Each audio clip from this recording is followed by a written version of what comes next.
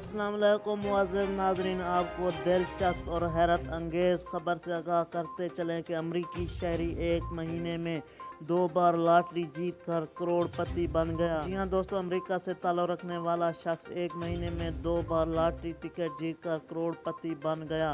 अमरीकी शहरी ने 16 जुलाई को 40,000 अमरीकी डॉलर का लॉटरी टिकट जीता, लेकिन यहीं पर इसकी किस्मत ने साथ नहीं छोड़ा और 27 जुलाई को मासूम ने दोबारा 3 मिलियन अमरीकी डॉलर यानी 49 करोड़ से ज़्यादा पाकिस्तानी रुपए जीत कर और 27 जुलाई को मासूम ने दोबारा 3 मिलियन अमरीकी डॉलर यानी 49 करोड़ से ज़्यादा पाकिस्तानी रुपए का जैकपॉट जीत लिया।